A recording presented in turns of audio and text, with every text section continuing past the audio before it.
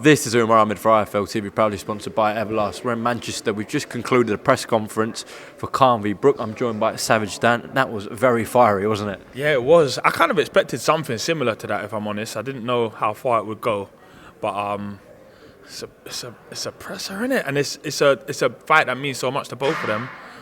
It was entertaining. There was a lot of things, but it was entertaining. What do you think?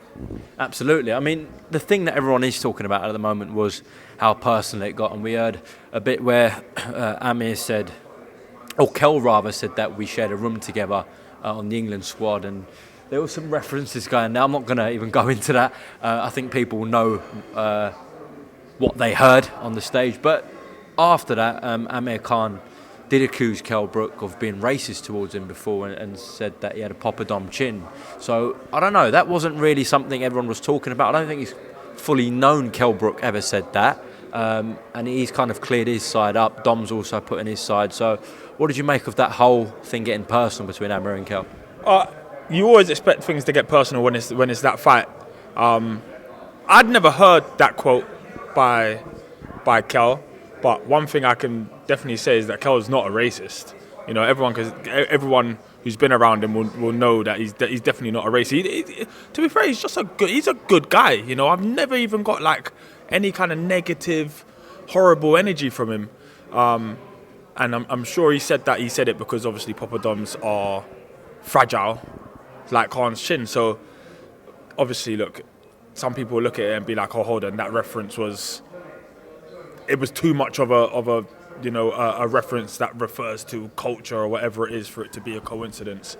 And Kell's just going to say, no, I said it because they are fragile. So, you know, I'll take that on face value. I think if that is the reason, then just move on. But I don't think anyone genuinely thinks Kell is a racist.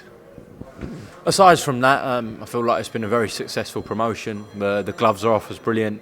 Let's talk about that, actually. A lot of people thought Khan secured that in terms of got a mental edge over Kell and the gloves are off. What did you make of the gloves are off, and did you have that same view that Amir won that battle?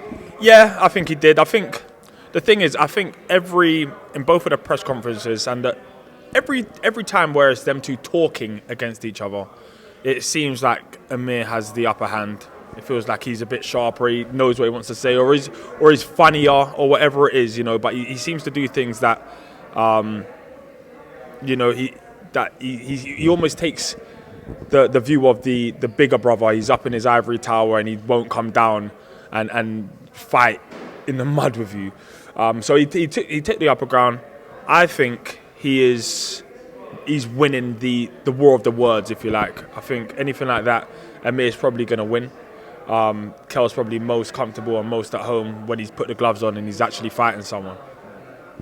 Well, not long to go, 2 nights to go.